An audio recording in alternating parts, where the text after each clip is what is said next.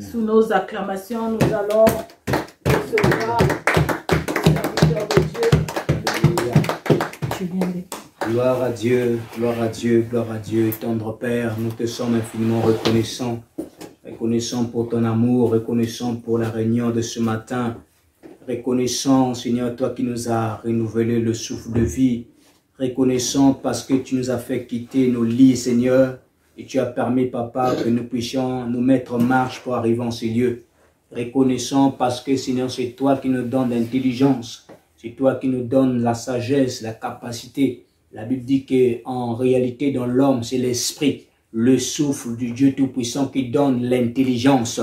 Nous sommes reconnaissants ce matin parce que nous sommes le fruit de ta pensée. Nous sommes le fruit de ta parole, ô Dieu. C'est toi qui as dit, créons l'homme à notre image, selon notre ressemblance, afin qu'il domine. Oui, Seigneur, nous sommes reconnaissants parce que, Seigneur, malgré que nous avions désobéi, malgré que notre ancêtre avait désobéi, mais tu as dépêché un second Adam pour nous restaurer, pour nous sauver. Nous sommes reconnaissants, ô Dieu, parce que ce matin éternel, nous pouvions encore dire Ebenezer. Nous sommes reconnaissants, Seigneur, parce que, Seigneur, tu nous délivres de combat. Seigneur, parce que tu nous guéris, tendre Père, parce que tu nous fais entrer là où les hommes ont dit que nous ne pouvions pas entrer. Seigneur, parce que tu nous fais atteindre, ô Dieu Tout-Puissant, ton plan et ton projet. Tendre Père, nous sommes reconnaissants. Que toute la gloire te revienne ce matin. Seigneur, nous prions, ô Dieu, que maintenant ton esprit prenne le contrôle et dirige maintenant nos vies. Père, nous sommes reconnaissants, Yahweh, parce que tu nous redresses,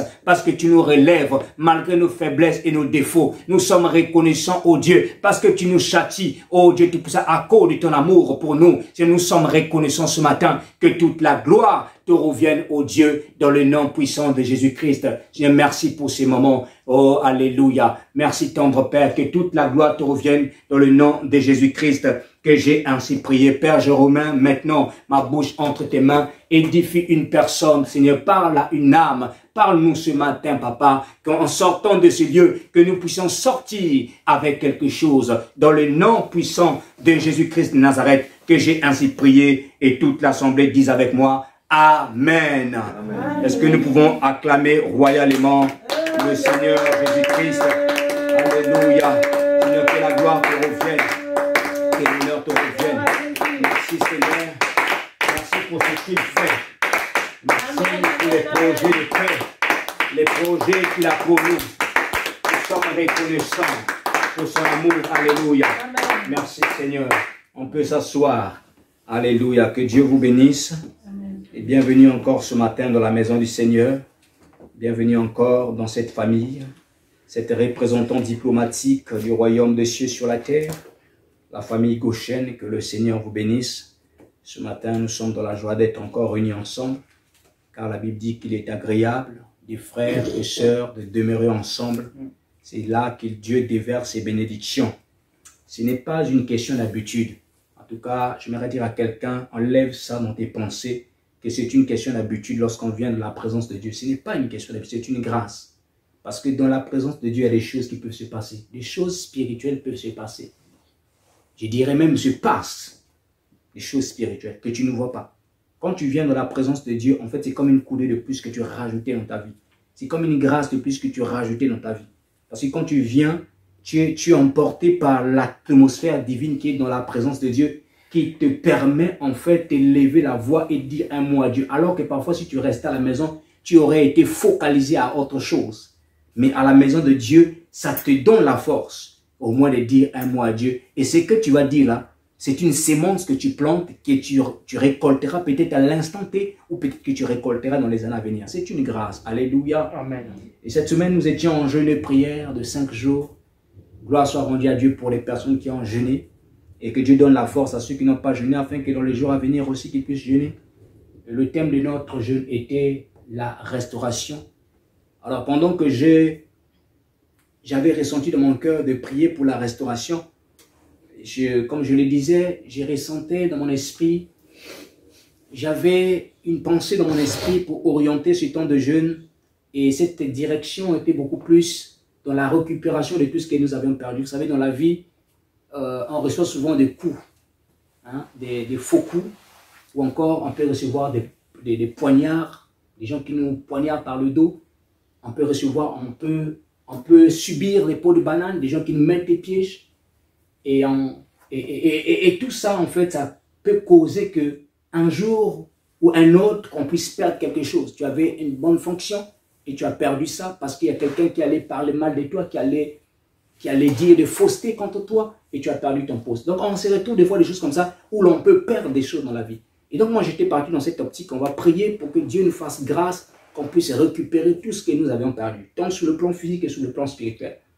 Alors, quand je m'étais décidé comme ça, la nuit que je dors, j'entends une voix. Je crois sincèrement que c'était Dieu. Une voix qui me disait, pourquoi jeûnez-vous pour obtenir des choses, mais ne jeûnez-vous pas pour me ressembler? Et c'est comme ça, lorsque je me réveille, je change complètement l'orientation de la prière. C'est pourquoi nous avons prié pour la restauration d'être comme Dieu. Amen. On a prié pour la restauration d'être comme Dieu, parce que Dieu veut que nous puissions être comme lui. Et donc ce matin, je vais encore un peu enfoncer le clou dans la même thématique. Et donc le thème de mon message ce matin s'intitule « La restauration de l'autel de notre cœur ». La restauration de l'autel de notre cœur. Et je vais nous inviter à prendre nos Bibles dans le livre de... On va lire 2 portions des Écritures et le reste des passages, je vous donnerai au fur et à mesure.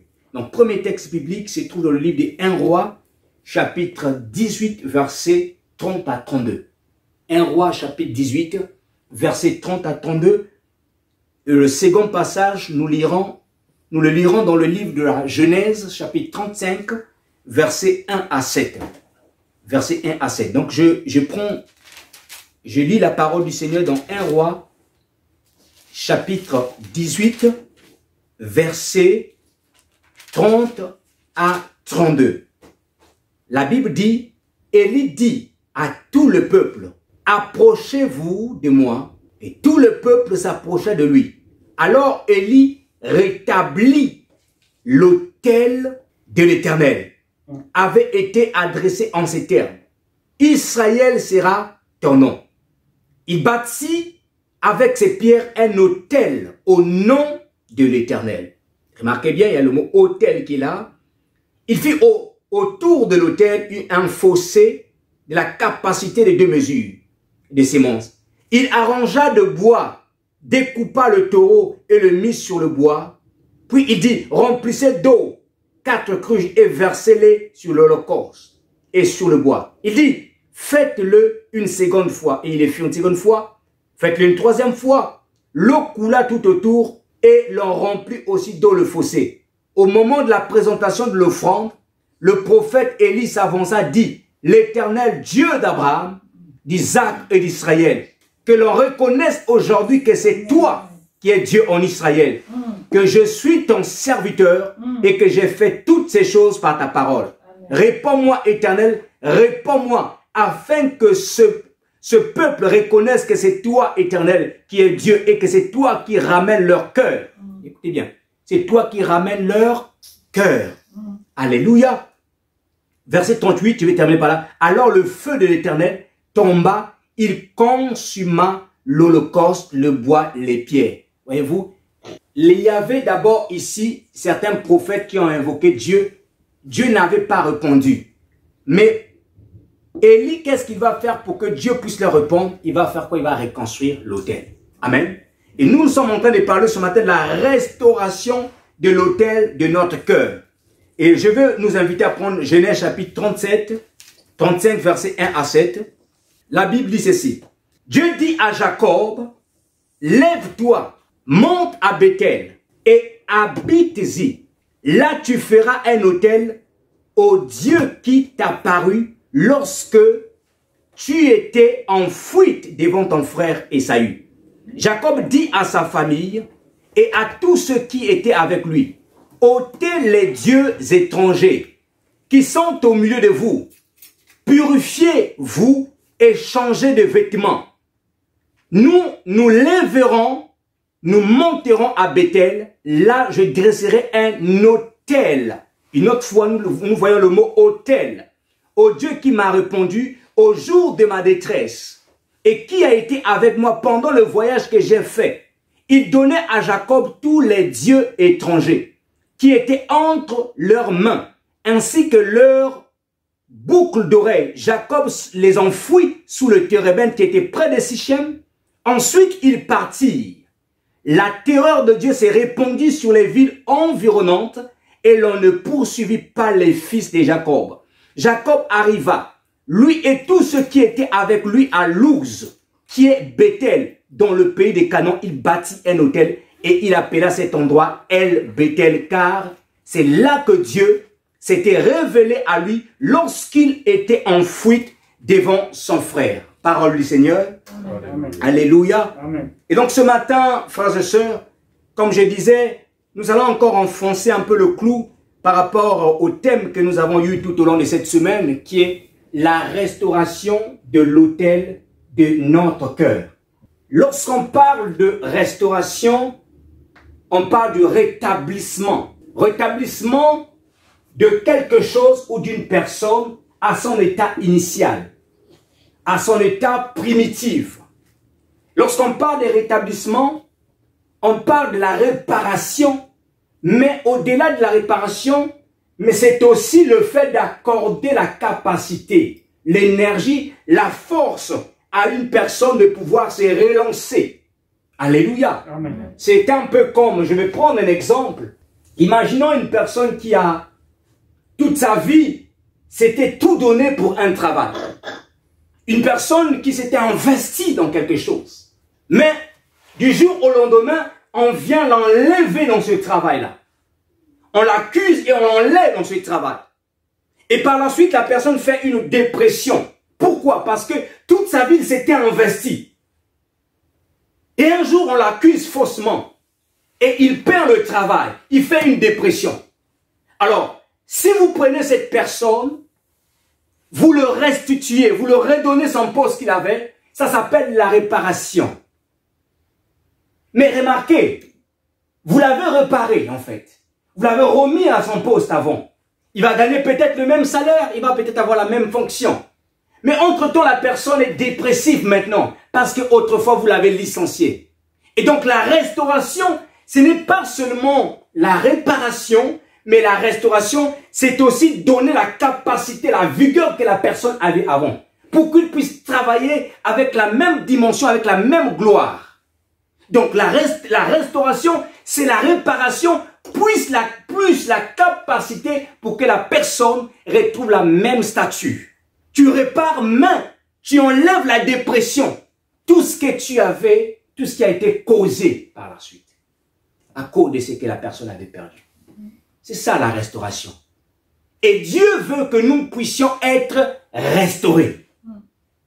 Le plan de Dieu, c'est que l'homme soit restauré. Amen, amen. Pourquoi? Parce que notre ancêtre Adam, le premier homme sur la terre, l'homme qui était revêtu de gloire, de magnificence, d'éclat, qui était le représentant légal de Dieu sur la terre, cet homme a désobéi à son maître. Et lorsqu'il désobéit à son maître, il a perdu la gloire, il a perdu l'éclat. Quand Dieu va placer Adam dans le jardin d'Éden, il va donner à Adam deux responsabilités. Il dit à Adam que je te place pour que tu cultives et tu gardes le jardin. Le mot cultiver, abad en hébreu, et le mot garder, shamar. Mais remarquez, quand Adam va pécher, la Bible dit que tu mangeras la sueur de ton front, tu cultiveras la terre. Donc Adam a continué à être un cultivateur, mais dans la dimension d'esclave. Pourquoi? Parce qu'il avait perdu la position de garder. Parce que pour garder, il fallait une autorité, il fallait un pouvoir. Voyez-vous? Or, lorsque vous avez une autorité, un pouvoir, c'est parce que quelqu'un qui est derrière vous qui vous l'a tribu. Amen. C'est comme un policier. Un policier, quelle que soit sa taille, quel que soit son gabarit, mais s'il est en tenue de service, il peut se mettre devant ou encore dans un boulevard, arrêter les grands véhicules. Et pourtant, il est petit. Pourquoi? Qu'est-ce qui lui donne ce pouvoir? Qu'est-ce qui lui donne l'autorité? Parce que derrière lui, il y a un gouvernement. Amen. Amen. Donc, Adam avait l'autorité et le pouvoir qui lui permettait de gouverner les animaux. Qui lui avait donné la force même de nommer les animaux. Mais quand il va pécher, il continue à être cultivateur, mais il perd là le pouvoir. Il perd l'autorité. Et ce qui fait que les mêmes animaux qu'il avait nommés pouvaient se retourner contre lui. Voyez-vous? Il avait le pouvoir de parler à la terre. Mais cette même terre, il fallait qu'il travaille dur pour pouvoir recevoir ce qu'il devait manger. Et donc Jésus, quand il vient restaurer en fait l'autorité. Quand Jésus vient, il restaure ton identité, c'est qu'Adam avait perdu. Et dans cette restauration d'identité, il y a l'autorité qui revient. Voilà pourquoi la Bible dit, voici le pouvoir. Le mot pouvoir, c'est ici, c'est le mot autorité. Qui accompagneront ceux qui auront cru en mon nom. Alléluia. Donc Dieu vient restaurer l'autorité. Mais j'aimerais vous faire remarquer une chose. Remarquez lorsque quelqu'un perd quelque chose de précieux, que ce soit un travail, que ce soit un trésor, que ce soit une grosse somme d'argent, que ce soit un objet précieux, que ce soit un parent proche, remarquez que cette perte, même si c'est brutal, ou encore ça s'est fait de manière délicate, ça reste toujours des traces dans notre esprit. Amen. Amen. Ça laisse des traces dans notre esprit. Quand tu as perdu quelque chose dont tu étais attaché, même si tu savais que tu devrais perdre cette chose-là, mais parce que tu avais un attachement, tu avais l'amour pour cette chose, ça va laisser des traces dans ton âme. Ça va laisser des traces. Ça va briser ton âme. Or, l'âme étant le siège des émotions, le siège de ta volonté, le siège des désirs, travaille en collaboration avec le cœur. La Bible nous révèle dans le livre de Lévitique que l'âme de l'homme est dans son sang. Ici, il s'agit en fait de l'âme matérielle. Parce qu'il y a une partie, il y a aussi l'âme immatérielle. Mais si nous nous focalisons seulement sur la partie de l'âme matérielle, remarquez que le sang est pompé au niveau du cœur. C'est le cœur qui permet de pomper le sang dans le corps. Et donc, il y a une collaboration entre l'âme et le cœur. Pour ainsi dire, lorsque ton âme est touchée, lorsque ton âme a des fissures, lorsque ton âme a des blessures, ipso facto, ton cœur aussi est touché. Amen, amen, amen. Ton cœur est touché. C'est pourquoi aujourd'hui, il y a des gens qui sont abattus dans leur âme à cause de ce qu'ils ont vécu dans le passé. La maltraitance infantile, le rejet, l'abus, le dénigrement. D'autres sont en train de souffrir, sont abattus dans leur âme par rapport à ce qu'ils sont en train de vivre aujourd'hui. Un faux mariage. Ou encore le fait d'être dans un mauvais environnement. Ils sont en train de souffrir, mais ils ont mal dans leur cœur. Le cœur ne va pas. Il y a même des gens qui ont développé un caractère négatif. La violence, par exemple. L'impolitesse. À cause de quoi? Parce que l'âme est abattue. Le cœur est dérangé, le cœur est mauvais. C'est pourquoi, frère, nous avons besoin de la restauration. Alléluia. Dieu veut qu'on soit restauré pour que nous puissions manifester Christ dans chaque sphère, dans chaque domaine où nous allions, frères et sœurs. Aussi longtemps que ton cœur est malade, tu ne peux pas manifester Christ. Tu ne peux pas manifester Christ. Un cœur malade ne peut pas manifester Christ. Un cœur brisé ne peut pas manifester Christ. Un cœur blessé ne peut pas manifester Christ. Là où il y a les blessures, là où il y a les fissures, là où il y a des traces de ce que nous avons subi dans le passé, en fait, il y aura un blocage même pour entrer dans la destinée prophétique. Il y aura un blocage pour pouvoir bien vivre dans le monde. Alléluia. Même dans le couple. Une femme qui n'est pas restaurée complètement ne donnera pas tout son cœur à son mari. Alléluia. Non, impossible. Elle ne donnera pas tout à son mari. Un homme qui n'est pas restauré dans son âme, n'est pas restauré dans son cœur, vous allez entendre des choses dans le couple. Vous allez entendre beaucoup de choses. Dieu veut qu'on puisse être restauré. La Bible dit ceci. On le lit de 1 Jean, chapitre 4. La Bible nous dit que tel il est, tel nous sommes. Amen. Amen. Tel que Dieu est, tel que Christ est, c'est tel que nous devons y être. Amen. Amen. Et là, nous devons nous poser la question, comment c'est Christ est? Christ était restauré dans son cœur. Yes. La Bible dit que mon Père est avec moi parce que je fais ce qui lui est agréable. Dieu était content de marcher avec Christ parce que Christ faisait tout ce qui est agréable à Dieu. Il plaisait le cœur de son Père. Tel il est, tel nous sommes. Bien-aimé, la restauration, elle est importante, frères et sœurs. Si tu n'es pas restauré dans ton cœur, ça serait compliqué. Parce qu'il suffit juste que quelqu'un enfonce ou mette du doigt là où tu as tendance, là où tu étais blessé dans le passé. Tu vas voir comment est-ce que tu vas commencer à te manifester. Il suffit juste que quelqu'un ne fait pas les choses comme toi tu veux qu'il puisse faire, que tu veux qu'on puisse faire. Tu vas voir que comment est-ce que la personne va s'exploser. Tout ça, ce sont des signes des personnes qui ne sont pas restaurées. Et quand les gens viennent vous voir, mais madame, pourquoi vous vous comportez ainsi? Monsieur, pourquoi vous vous comportez ainsi? Et non, c'est parce qu'il a fait ça. Seulement pour ça, vous vous énervez à tel point. Seulement pour ça, vous traitez de telle manière. Pourquoi? Parce que dans l'âme de la personne, le cœur de la personne, il y a des traces, il y a des fissures qui n'ont jamais été restaurées. Il faut être restauré pour supporter les choses qu'on dit. Quand tu n'es pas restauré, frères et sœurs, c'est très difficile. Dieu veut qu'on soit restauré. Amen, amen. Il nous a dit, vous jeûnez pour avoir des choses. Vous jeûnez pour avoir le mariage. Vous jeûnez pour avoir les papiers. Vous jeûnez pour avoir le travail. Vous jeûnez. Mais vous ne jeûnez pas pour être comme moi. Or, pour être comme Dieu, il faut d'abord commencer à la source qui est le cœur. Il faut commencer à la source qui est le cœur. Tel que nous l'avons lu ici. Pour que Élie fasse descendre la gloire de Dieu, il fallait qu'il restaure d'abord l'autel. Et notre autel aujourd'hui, c'est dans notre cœur. On doit restaurer l'autel de notre cœur. Le point de contact entre Dieu et les hommes, leur cœur, frères et sœurs. Le point de contact.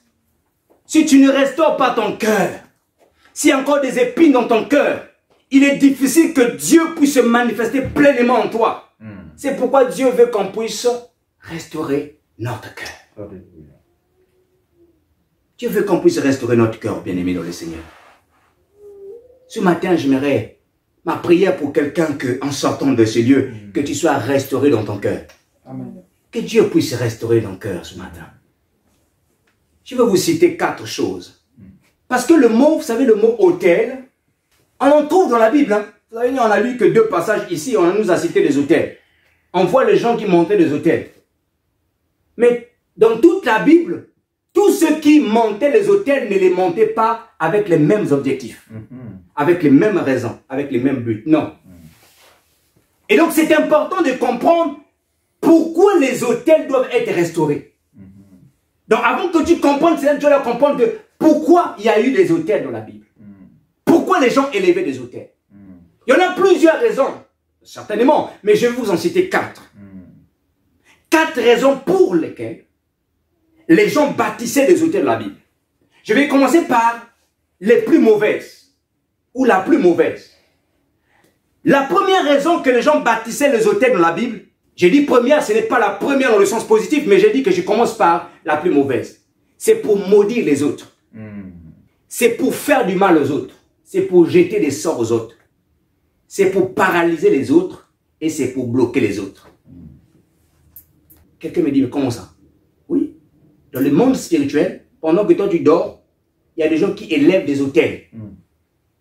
Qui apportent des sacrifices pour que toi ou ta famille ne puisse pas réussir. Pour que personne dans ta famille puisse atteindre un certain niveau. Vous allez vivre de la pauvreté dans toute la vie. Pourquoi? Parce qu'il y a eu un autel qui a été élevé. Et sur cet autel, on a déclaré des paroles. Et vous êtes en train de subir ces paroles. Oh, la bonne nouvelle ce matin, c'est que le plus grand autel avait été élevé. Est-ce que vous connaissez le plus grand autel? L'autel de la croix. Avec le plus grand sacrifice. Le sacrifice de Christ qui est mort à la croix. Alléluia. Bien-aimé dans le ciel, quel que soit le type d'autel qui a été élevé contre ta vie, si tu passes par l'autel de la croix, l'autel avant là n'a plus d'effet. Alléluia. Amen. Donc le premier rôle, la première raison dont les autels étaient élevés, c'était pour maudire les hommes. Et pourquoi les gens maudissaient? Jésus nous révèle dans le livre de Matthieu chapitre 15, verset 19, il dit, c'est du cœur que viennent les mauvaises pensées. C'est du cœur que viennent les mauvaises pensées. Les meurtres. Donc, si tu vois quelqu'un élever un autel pour te maudire, ça veut dire que son cœur est méchant et mauvais. Son cœur est méchant et mauvais. Tout le mal que nous faisons sur la terre, ou nous voyons sur la terre, c'est par l'origine de ça, c'est le cœur qui est mauvais. L'origine de ça, c'est le cœur qui est méchant. Jésus le révèle. Jésus révèle ça. Tout ce que nous pouvons voir. Les gens vont fabriquer des virus pour contaminer des maladies. Tout ça, c'est parce que le cœur de l'homme est méchant et mauvais. Jérémie a dit ça. Jérémie 17, verset 9, il dit, le cœur est tortueux par-dessus tout. Qui peut le sonder? Le mot tortueux, c'est le mot hypocrisie, sournois, machiavélique. Ce sont les synonymes, en fait, du mot tortueux. Qui peut le sonder? Le cœur de l'homme est méchant. Et cette méchanceté pousse les gens à faire du mal. Et donc, quand on prend le livre de Nombre, chapitre 22, à partir du verset 1 à 41, et Nombre, chapitre 23, à partir du verset 1 à 3. Je vais juste lire le verset 6 de Nombre 22. Bien, mais écoutez ce qui est écrit dans Nombre, chapitre 22. On nous parle de l'histoire du peuple d'Israël. Israël qui était en route vers la terre promise.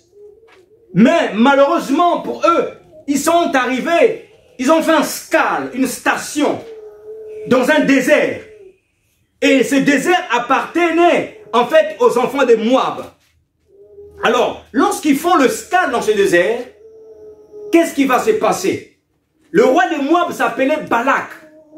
Balak voit une grande foule d'un peuple. Ils ne viennent pas pour conquérir les Moab, le terrain de Moab. Mais ils viennent juste, ils sont juste de passage. Qu'est-ce qui se passe? Le verset 6.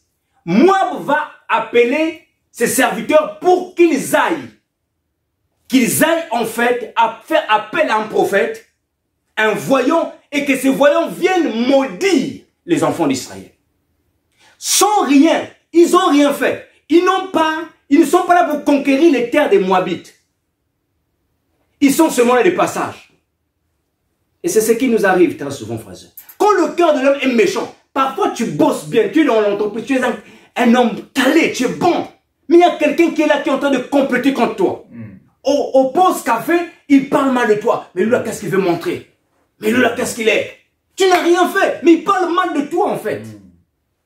Ils veulent que tous les autres collaborateurs puissent te haïr.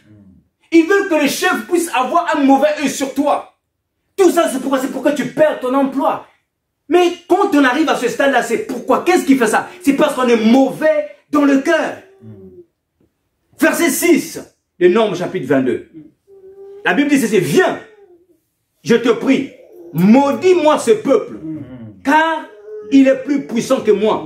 Peut-être ainsi pourrais-je le battre, et je chasserai du pays, car je sais que celui que tu bénis est béni, et que celui que tu maudis sera maudit. Ça, c'est les paroles de Balak pour faire venir Balaam le prophète.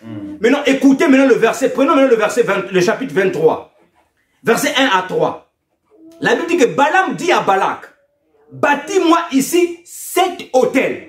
Voyez-vous, 7 autels, et prépare-moi ici 7 taureaux et 7 béliers.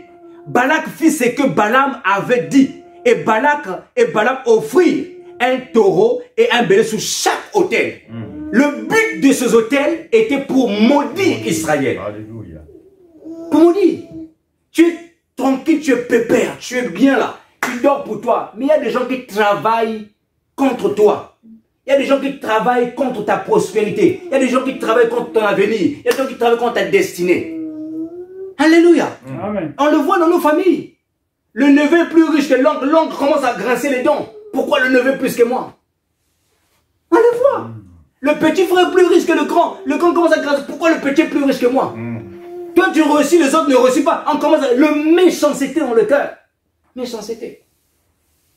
On a vu des femmes qui ont tué des autres.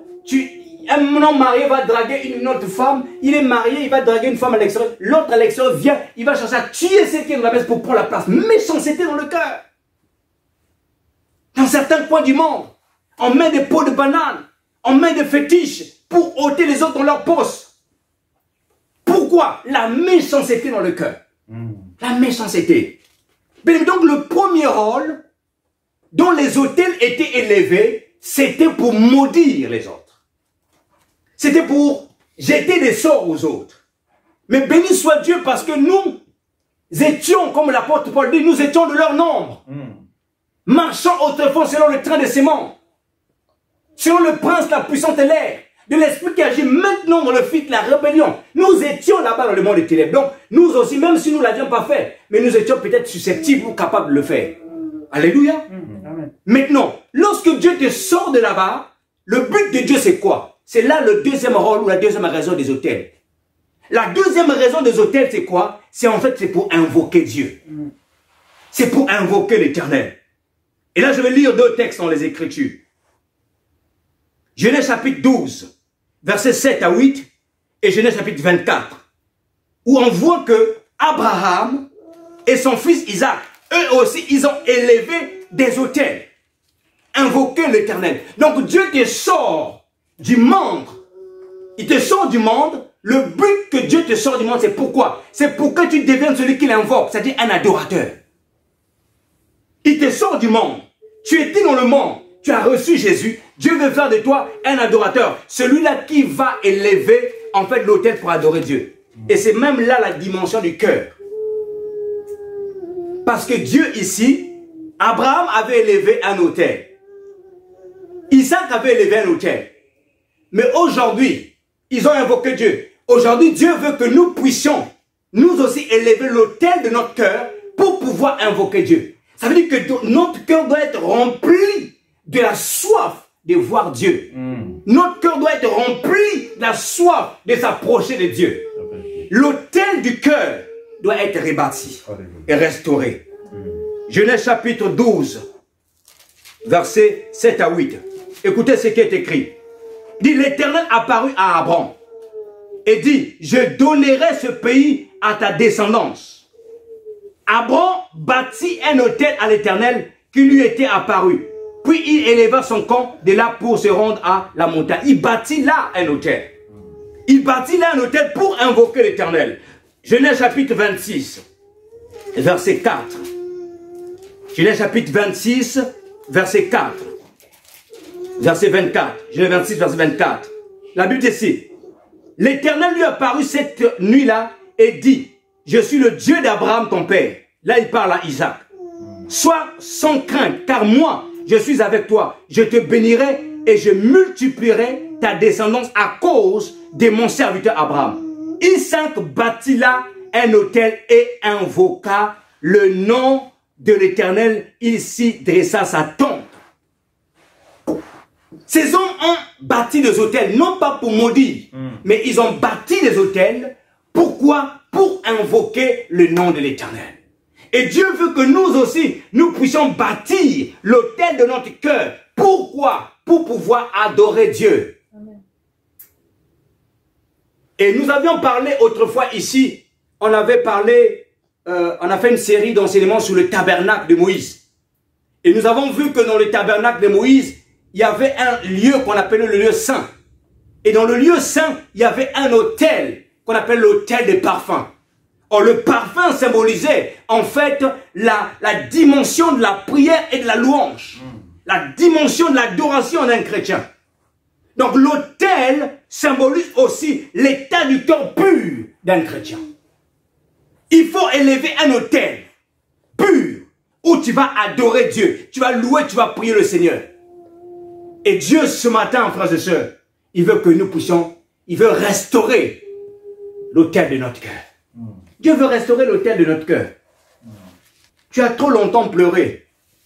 Tu as trop longtemps, tu t'es trop longtemps posé des questions. Qu'est-ce qui se passe? J'ai pris, je donne peut-être ma dîme, je donne l'offrande. Qu'est-ce qui se passe? Mais permets-moi de te dire ceci, ou permettez-moi de vous dire ceci. Vous savez, il ne suffit pas seulement de recevoir Jésus ou de prier. Beaucoup ont reçu Jésus, mais vous devez savoir que si tu as reçu Jésus dans ta vie, c'est la grâce de Dieu. C'est la grâce. Tu n'es pas devenu ce que tu es de toi-même. Tu es devenu par la grâce. Maintenant, tu dois payer le prix. De telle sorte que ton cœur soit conforme à la parole de Dieu. Tu dois mourir à toi-même. C'est le prix que tu dois payer. Jésus a dit que celui qui veut me suivre, qu'il prenne sa croix et qu'il me suive. Il faut que tu paies le prix. Il faut que ton cœur soit restauré complètement. Or, toi, tu te dis chrétien, tu enfermes encore des gens dans ton cœur. Tu te dis chrétien ou chrétienne, tu as encore des choses. Quelqu'un te blesse, tu enfermes. Quelqu'un te blesse, tu fais ça. Et tu te poses des questions, Seigneur, pourquoi je ne vois pas des choses? Parce que tu n'es pas encore l'image de Christ. Amen. Jésus pouvait maudire les Juifs sur la croix. Mais qu'est-ce qu'il a dit? Père, pardonne-leur. Pourquoi nous ne pardonnons pas? Pourquoi lorsque les gens font des choses, ils font des choses qui ne vont pas dans la même direction que nous voulons qu'on fasse les choses? Pourquoi ça nous dérange tant? Pourquoi lorsqu'on met du doigt là où nous étions blessés, pourquoi on s'enflamme? Ça veut montrer qu'il y a encore des fissures, des blessures qui sont là. Mais vous savez même pas. Ce matin quand j'étais en train de venir, je ne sais pas si c'est le Saint-Esprit qui est en train de me souffler dans l'esprit. Vous savez, on tue beaucoup de gens par les paroles. Si tu vois quelqu'un, par exemple, imagine que tu arrives dans une gare, tu vois quelqu'un qui pousse l'autre pour qu'il tombe sur les rails et que le train le ramasse. Est-ce que ça te ferait du bien? Ça ne ferait pas du bien. Mais c'est ce que nous faisons avec les paroles. C'est ce que nous faisons, on se rend compte avec les paroles. En fait, nous tuons les autres par la parole. Or, la Bible dit que c'est de l'abondance du cœur que la bouche fait quoi? La bouche parle. Si tu vois quelqu'un, tu l'as bousculé, il te sort tout un dictionnaire de mots, d'insultes. Ça veut dire que c'est ça qu'il médite dans son cœur. Un enfant de Dieu, non. Un enfant de Dieu ne doit jamais s'asseoir un jour chez lui en train de méditer les insultes et l'insérer dans son cœur. Non. Que tout ce qui est honorable, que tout ce qui est bon, soit le fruit de vos... C'est parce qu'on est tellement... qu'un chrétien ne peut pas se mettre en train d'insulter comme de sortir un dictionnaire. C'est pas possible. Ça veut dire qu'il ne médite pas la parole, mais il médite des insultes. Or, quand tu médites des insultes, tu n'es pas en train de nourrir ton esprit. Tu es en train de frustrer ton esprit. Ton esprit, le feu de ton esprit est en train de s'éteindre. Et le feu de la chair est en train de faire quoi? En train de prendre le contrôle. La chair est en train d'acclamer. Oh, oui, vas-y, médite encore. L'esprit est frustré. L'esprit est frustré. Tout ça, c'est quoi? Le cœur n'est pas restauré. C'est pourquoi on a besoin que le cœur soit restauré, frères et sœurs. Nous devons être comme Dieu. Dieu a besoin que tu sois comme lui. Vincent, Dieu a besoin que tu sois comme lui. Alléluia. Amen. Donc, c'était la deuxième raison pour laquelle les hommes bâtissaient les autels. C'était pour invoquer Dieu. La troisième raison dont les hommes bâtissaient les autels, c'était pour rendre des actions de grâce. Et là, on va le trouver dans Genèse chapitre 8, verset 20. la première personne dans la Bible, dont la Bible parle de manière officielle, qui avait élevé un autel dont il a offert une action de grâce, c'était Noé. Noé est sorti du bateau, il sort du bateau, et qu'est-ce qui se passe? La Bible dit que Noé offrit, éleva un autel. Je vais lire Genèse chapitre 8, verset 20. Genèse 8, verset 20. Noé bâtit un autel à l'Éternel. Il prit toutes les bêtes pures et tous les oiseaux purs et il offrit des holocaustes sur l'autel. Noé a rendu grâce parce que Dieu l'avait sauvé par grâce. Dieu l'avait fait du bien. Et quand il sort, il bâtit un autel. J'aime la suite de ce passage parce que la Bible dit qu'une bonne odeur est montée au ciel. Vous voyez, le parfum de bonne odeur a touché le cœur de Dieu et dit à Dieu, Dieu a dit, je ne maudirai plus la terre. Je vais le lire. L'Éternel sentit une odeur agréable, verset 21. Et l'Éternel dit en son cœur, je ne maudirai plus le sol à cause de l'homme parce que le cœur de l'homme est disposé au mal dès sa jeunesse et je ne frapperai plus ce qui est vivant comme je l'ai fait. L'odeur, bien aimé. L'importance de l'action de grâce, de remercier Dieu. Quand Dieu t'a fait du bien, rends grâce à Dieu. Si tu peux le rendre grâce par des louanges, gloire à Dieu.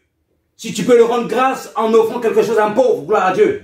Si tu peux le faire, tu peux le rendre grâce en offrant quelque chose à l'église, gloire à Dieu. Mais rends grâce à Dieu que ton offrande soit une offrande de bonne odeur. Il ne faut pas que ce soit quelqu'un qui te dise, il faut le faire, qui t'efforce. Ça vient dans ton cœur. Sinon, tu m'as béni, tu m'as gardé. Tu m'as gardé 12 mois de l'année. Ah Seigneur, je vais offrir. Tu prends l'argent, tu vas donner à un pauvre, une association qui gère, je ne sais pas. Ou bien quand tu donnes à l'église, fais un don, tu fais quelque chose. C'est très important, frères et sœurs. Rendre l'action de grâce. Et donc, c'est ce que Noé a fait.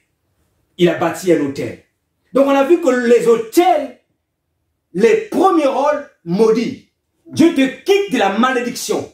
Là où tu pouvais prendre part à maudire des hommes, à faire du mal, il t'emmène dans la dimension d'adoration.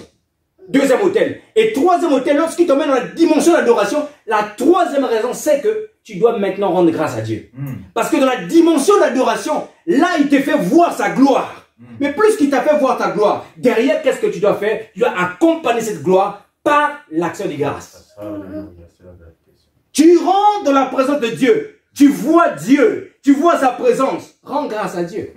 Tu vas demander, Seigneur, donne-moi, j'ai besoin du travail. Donne-moi, j'ai besoin de te servir. L'onction divine. Dieu te donne l'onction. Rends grâce à Dieu pour l'onction qu'il t'a donnée.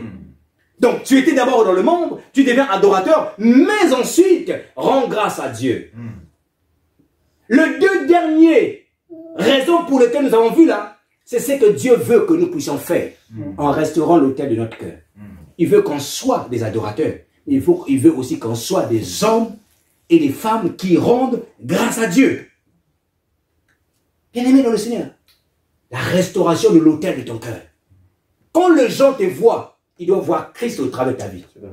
Il ne suffit pas, il ne s'agit pas de dire aux gens je suis chrétien. Il s'agit des actes que nous posons. Quels sont les actes que tu poses? Qu'est-ce que les gens disent lorsqu'ils te voient? Matthieu chapitre 5 verset 14 dit que votre lumière luise au devant des hommes afin qu'ils voient vos bonnes œuvres. Quelles sont les bonnes œuvres que tu poses? Ou que les gens peuvent dire, ah lui il est différent. Oh, le problème ici, beaucoup de gens, quand tu es avec les païens, c'est un vrai païen. Quand tu es avec les chrétiens, c'est un bon frère, une bonne sœur. Dieu ne veut pas de ça. Alléluia. Amen. Dieu ne veut pas des caméléons. Non, il ne veut pas des caméléons. Il veut des gens qui sont sincères, des gens qui sont honnêtes, des gens qui sont transparents. Quand tu es païen, tu dis je suis encore païen. Et quand tu es un enfant de Dieu et qu'on veut te ramener dans des choses qui ne glorifient pas Dieu, tu dis je refuse ça parce que je ne fais pas ça. Gloire au Seigneur. Amen. Je vais terminer pour vous donner au moins 3 étapes de comment restaurer son cœur. 3 étapes. Et là, je retourne dans le passage que nous avons lu au départ, dans Genèse chapitre 35. Genèse chapitre 35, la Bible nous dit que Jacob habitait dans une ville qui s'appelait Sichem. Est-ce que quelqu'un peut m'aider à dire Sichem? Sichem, c'est l'image du monde. C'est l'image du monde, Sichem. Sichem veut dire épaule. Épaule. C'est l'image du monde. Remarquez qu'à Sichem, c'est à Sichem que Dina, la 13e ou encore la seule fille de Jacob, a été en fait déshonorée. Il a été déshonoré par le prince de Sichem. Et à Sichem, aussi, à cause de ça, lorsque la famille de Jacob a imposé quelque chose aux hommes de Sichem, c'est-à-dire si vous voulez prendre notre fille, il faut que tous les hommes puissent se circoncire. Et qu'est-ce qui s'est passé? C'est qu'après cette circoncision, pendant qu'il souffrait de la douleur, la Bible nous dit qu'il y a 2 enfants de Jacob qui sont allés tuer tous les mâles. Donc le sang avait coulé à Sichem. Il y a eu des honneurs, mais il y a aussi eu le sang. Et Sichem se le monde. Mais Dieu dit à Jacob, quand cette chose-là s'est passée, il dit à Jacob, quitte Sichem et va là où je t'avais rencontré, c'est-à-dire à Bethel. Or, Bethel, c'est la maison de Dieu. Or, lorsque Dieu vient dans la vie de quelqu'un, il vient dans son cœur. Amen. Quand Dieu vient dans la vie de quelqu'un, il ne vient pas d'abord dans ton âme, il vient dans ton esprit. Et ton esprit d'abord dans ton cœur. Amen. Donc Dieu te dit, quitte l'aspect extérieur, va dans la maison de Dieu. Quitte l'apparence, deviens quelqu'un qui est honnête et droit. Quitte Sichem et va à Bethel, la maison de Dieu. Et il lui donne l'instruction. Il dit, quand tu arriveras à la maison de Dieu, là, tu vas élever quoi? Un autel à l'Éternel. Mais j'aime ce que Jacob a fait. Et c'est là que j'ai tiré, en fait, les étapes pour restaurer notre cœur. Genèse chapitre 35, je vais le relire. Vous allez remarquer une chose, c'est que lorsque Jacob a reçu l'instruction, la première des choses que Jacob a fait, en fait, il a demandé à ce que tous ceux qui avaient de dieux étrangers puissent s'en débarrasser. Genèse chapitre 35, verset 2, il dit, Jacob dit à sa famille et à tous ceux qui étaient avec lui, ôtez les dieux étrangers qui sont au milieu de vous. Purifiez-vous et changez les vêtements. La première des choses, pour restaurer l'autel de ton cœur, c'est d'abord de regretter, c'est de pleurer, c'est de se séparer de tout ce qui ne glorifie pas Dieu. Tu dois pleurer pour tes péchés. Tu dois pleurer pour les choses que tu fais. Tu dois pleurer pour des actes que tu poses. Tu dois pleurer pour ton état. Tu dois regretter ton état et tu dois te séparer de tout ce qui ne glorifie pas Dieu dans ta vie. Il y a une introspection qui se fait d'abord avant, parce qu'il faut que tu te rendes d'abord compte de ton état d'abord. Quand tu te rends compte de ton état à ce moment-là, il faut que tu regrettes. Il faut que tu pleures devant Dieu. Il faut que tu pleures. Parce que Jésus, devant la tombe de Lazare, la Bible dit que Jésus pleura. Jésus a d'abord pleuré. Avant de leur dire de ôter la pierre, il a d'abord pleuré. Je crois que c'était dimanche dernier ou dimanche surpassé, je parlais de la 3 dimensions. La 3 dimensions, je crois, explorer les 3 dimensions de la prière. Je vous parlais de David qui était à Tsiglag. Lorsque David est arrivé à Tsiglag, la ville était pillée. Tout ce qui était dans la ville, les moutons, les bœufs ont été pillés, ont été pris. Mais qu'est-ce que David, quand ils sont arrivés, qu'est-ce qu'ils ont fait? Ils ont d'abord pleuré l'état de la situation. Ils ont d'abord pleuré avant que la Bible nous dise que David a repris courage en s'appuyant sur l'Éternel son Dieu. Il a d'abord pleuré. Il faut que tu pleures pour tes péchés. Les pleurs sont des signes de regret. Et le regret, c'est le chemin qui t'emmène à la repentance. Alléluia. Si tu ne pleures pas de tes péchés, de tes erreurs, de ce que tu fais, tu prends plaisir de ce que tu es en train de faire. Il faut pleurer. Première des choses, regretter, se débarrasser. Mais troisième des choses, il faut faire quoi? Il faut s'appuyer sur Dieu. Il faut s'appuyer sur Dieu. Il faut ôter l'incrédulité. Il ne faut pas se dire que non, c'est impossible, je n'y arriverai pas. Non, il faut s'appuyer sur Dieu. Quand la situation commence à arriver là, tu sens que quelqu'un te blesse. C'est-à-dire que là où ça te fait mal souvent là, appuie-toi sur Dieu. Seigneur, aide-moi à ce moment-là. Aide-moi à ce moment-là. Abandonne-toi. C'est ce qu'on appelle, c'est les étapes même pour mourir à soi. Mourir à soi. Parce que la mort à soi, là, c'est-à-dire que tu tu ne dois plus parler là où tu avais l'habitude de parler. Tu ne dois plus agir là où tu avais l'habitude d'agir, même parfois quand tu as raison. Donc il faut ici s'appuyer sur Dieu. Lorsque tu t'appuies sur Dieu, tu permets à ce que ton moi est en train de mourir. Ton moi est en train de mourir. Il faut quitte Sichem. Parce que Sichem, c'est la violence. Quitte Sichem. Appuie-toi sur Dieu. Fais confiance à Dieu. Jacob a cru en Dieu. Il pouvait, tous les mâles de Sichem, on nous dit que les mâles étaient tués. C'était une bonne occasion pour Jacob de gouverner Sichem. Plus que les mâles sont tués. Donc si Jacob avait un esprit conquérant, il pouvait se dire, oh, on a tué les mâles. Donc je vais m'asseoir là, je vais gouverner dans Sichem. C'est là que je vais m'installer. Mais Dieu l'a dit, quitte. Va là-bas. L'opportunité était là, mais va. Donc il faut s'appuyer sur Dieu. Il faut toujours se dire que non, je vais y arriver. Dieu va m'aider. Et troisième des choses, parfois pour vivre la résurrection ou encore pour vivre la restauration de notre cœur, il faut commencer à déclarer. Il faut proclamer. C'est très important. Il faut avoir l'habitude de proclamer. Parce que lorsque tu proclames, tu es en train d'enregistrer dans ton esprit ce que tu veux voir dans ta vie. Imagine que tu es quelqu'un qui est colérique. Si tu passes du temps, par exemple, à proclamer, je ne serai pas colérique. Je ne serai pas colérique. Je refuse la colère. Je refuse la... Au fur et à mesure que tu proclames ça, tu proclames que je refuse la colère, ton esprit va l'enregistrer. Si tu le dis avec sincérité, le jour où tu seras sur le point de te mettre en colère, ton esprit va te rappeler. Rappelle-toi de tes proclamations. Et là, tu comprendras qu'à ce moment-là, tu seras surpris de voir que parfois, tu voulais te mettre en colère, mais tu te tais, tu te fermes, alors que tu avais même raison. Donc, regretter, pleurer, rejeter tout ce qui ne confesse pas Dieu, s'appuyer sur Dieu. Et troisièmement, il faut proclamer. Il faut avoir le temps de proclamation. Tout ce que tu vois de négatif dans ta vie là, il faut proclamer le contraire de ça. Quand tu pries, tu marches chez toi, tu proclames. Je refuse ça, je refuse ça, je refuse ça, je refuse ça. Ça ancre dans ton esprit, ça s'imprime dans ton esprit. Et tu vas commencer à voir que tu vas commencer à produire l'effet inverse. Alléluia. Amen. Que le Seigneur vous bénisse. Dieu veut que nous puissions, que nos cœurs soient restaurés. Dieu veut que nous puissions manifester Christ. Dieu veut que nous puissions le ressembler. Bien-aimés, je rappelle encore, c'est Dieu qui a dit, vous jeûnez pour avoir des choses. Vous jeûnez pour avoir des choses, mais vous ne jeûnez pas pour être comme moi. Dieu veut qu'on puisse être comme lui. Que Dieu soit loué et que Dieu vous bénisse. Nous allons nous mettre simplement debout. On va prier encore ce matin. Et on va prier ce matin encore une fois de plus. C'est vrai que nous avons jeûné pendant 5 jours. On a prié pour la restauration. Mais ce matin encore, implore Dieu de t'accorder la grâce afin que tu sois véritablement restauré à l'intérieur de toi. Implore Dieu ce matin. Élève ta voix. Dans le nom de Jésus-Christ. Prie pour la restauration. Bien-aimés, prions pour la restauration dans le nom de Jésus. Prions pour la restauration au nom de Jésus-Christ. Seigneur, nous te prions ce matin. Seigneur, nous te prions ce matin, oh Dieu. Nous te prions ce matin, tendre Père.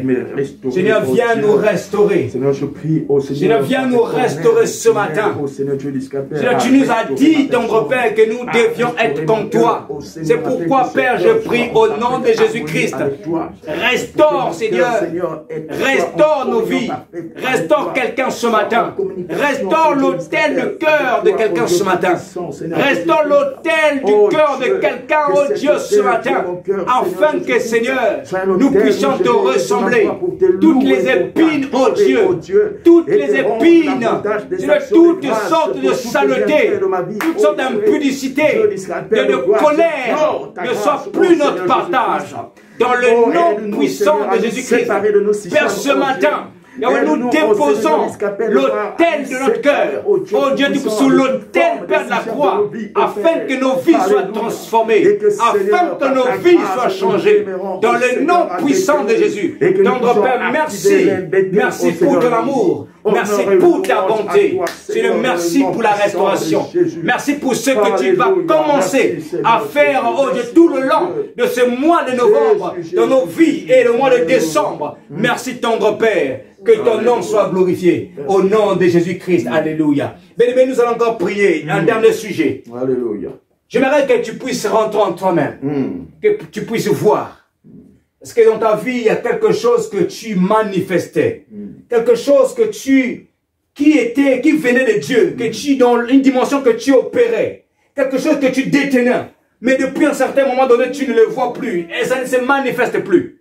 Ça peut être quelque chose de physique, ça peut être quelque chose de spirituel. Toi-même, tu sais. Quelle est la chose que tu avais, que tu tenais entre tes mains, mais tu as perdu? Ça peut être un talent que tu as perdu, alors que tu étais passionné de ça. Ce matin encore, nous allons profiter de cette occasion, que Dieu puisse encore restaurer ce que nous avons perdu. La Bible dit qu'il restaure ce que les sauterelles ont dévoré, ce que les génèques et les asiles ont dévoré. Prie encore ce matin que Dieu restaure un talent, un don, une capacité. Restaure ta grâce, restaure ton étoile. Père, dans le nom de Jésus-Christ, nous te prions de restaurer nos étoiles, de restaurer nos grâces, de restaurer nos talents, de restaurer la santé, de restaurer la paix, de restaurer la joie. Oh, restaure notre âme, Jésus, ce matin. Restaure notre âme. Restaure notre âme. Oui, Seigneur, restaure notre âme. Oui, Seigneur, restaure notre âme. Que ton nom soit glorifié. Que ton nom soit magnifié. Merci, Seigneur. Alléluia. Fais quelque chose dans ma vie. Une nouvelle chose dans ma vie. Une nouvelle chose dans ma vie. Jésus, oui, fais quelque chose. Fais quelque chose dans ma vie. Une nouvelle chose. Une nouvelle chose dans ma vie. Une nouvelle chose dans ma vie. Jésus accomplit une grande œuvre dans ma vie.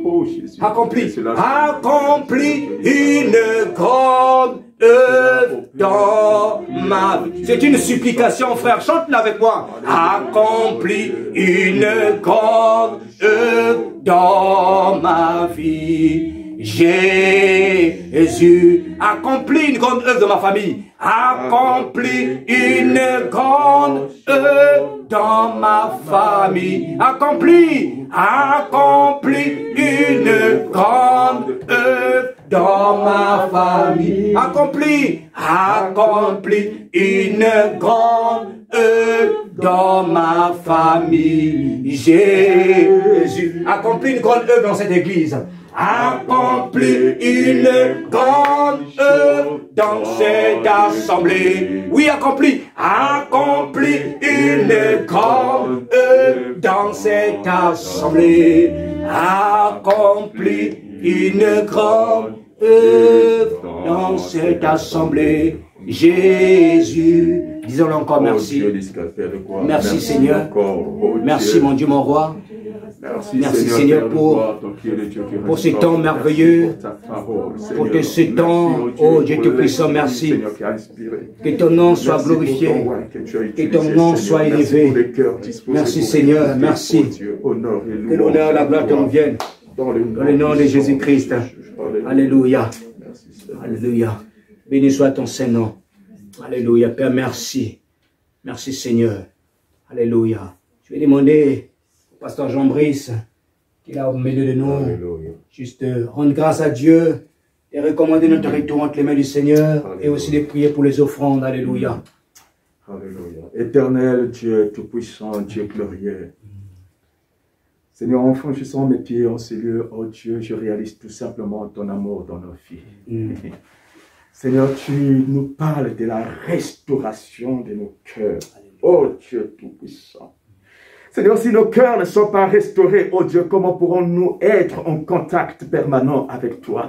Si nos cœurs ne sont pas restaurés, Seigneur, comment pourrons-nous t'adorer, te louer? Si nos cœurs ne sont pas, Seigneur, ô Père, restaurés, comment pourrions-nous, oh Dieu, te rendre des actions de grâce? Seigneur Dieu Tout-Puissant, nous implorons ta grâce. Aide-nous, oh Dieu Tout-Puissant, Seigneur, à restaurer nos cœurs. La Bible dit, oh Seigneur, que l'Esprit de Dieu t'a oint, oh Père, pour restaurer les cœurs brisés, oh Dieu. Alléluia. Seigneur, nous avons été victimes, oh Seigneur Dieu d'Israël, mais nous croyons, oh Père, par la puissante main, oh Dieu, que tu es là pour nous restaurer, Oh, oh Seigneur. Seigneur. Tu es là, Seigneur. Restaure ton peuple, oh Dieu. Restaure nos cœurs, oh Seigneur. Restaure l'œuvre, oh Seigneur. Restaure l'église, oh Dieu Tout-Puissant. Tu as dit dans ta parole, oh Seigneur, que tu bâtirais ton église. Oh, moi j'aime ça, Seigneur. J'aime. Tu bâtirais ton église, oh Seigneur. Non pas un homme, mais toi-même, oh Dieu. Et que les portes de la mort ne pourront pas contre elle, oh Seigneur Dieu jusqu'à Père. Bâtis, oh Seigneur. Bâtis là où nous, les hommes, nous pourrions pas, oh Dieu Tout-Puissant. Oh Jésus de Nazareth. Merci encore une fois de plus, oh Seigneur. Tu as dit dans ta parole que tu nous remplaceras toutes les années qui ont été dévorées par le diable, oh Seigneur. Qu'il en soit ainsi dans le nom puissant de Jésus-Christ. Père, je prie pour cette œuvre, oh Dieu. Je prie pour cette œuvre, oh Dieu. Je prie, oh Seigneur, qu'elle soit un arbre de paix, ô Seigneur Dieu jusqu'à Père. Qu'elle soit, ô Père, trois fois saint, un arbre de paix, ô Papa. Et le salut pour les âmes, ô Dieu. Seigneur, ça me ramène, ô Seigneur, des années en arrière. Seigneur, ça me rappelle encore, ô Seigneur, quand j'étais avec mon épouse Inès, ô Seigneur, avec nos deux filles, en train de prier, en train, ô Seigneur, de te célébrer.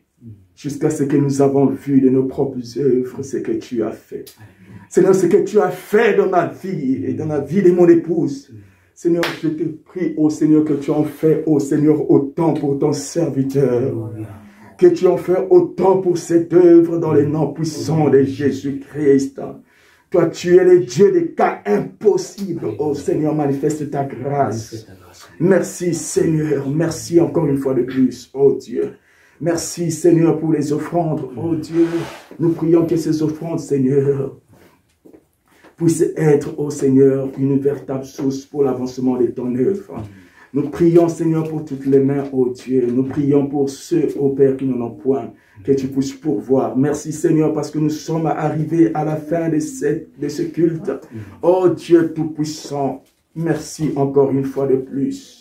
Parce que tu as commencé et tu as fini avec nous. Tu commences comme Alpha et tu finis comme Oméga. Nous allons rentrer dans nos maisons respectives. Nous prions que tes anges nous escortent, ô Seigneur. Et que ton sang nous couvre, ô Dieu. Nous rends invisibles contre tout plan de l'ennemi, ô Seigneur. Père de gloire, Père de bonté, bénis tout un chacun, bénis, ô Père, loin de cette maison, ô Dieu. Nous bénissons, Seigneur, les autorités de ce pays. Nous bénissons cette nation, ô Dieu. Nous bénissons, Seigneur, cette semaine que nous allons entamer. Nous proclamons que ça sera une semaine de joie, de grâce, d'excellence dans le nom puissant de Jésus-Christ. Je me soucie point car je sais que toi, tu es le véritable Père, ô Seigneur. C'est pourquoi, ô Dieu Tout-Puissant, tu as dit dans ta parole que tu es avec nous jusqu'à la fin des temps. Oh Père, merci. Honneur et louange à toi dans le nom puissant de Jésus. Amen. Amen. Alléluia. Est-ce que nous pouvons acclamer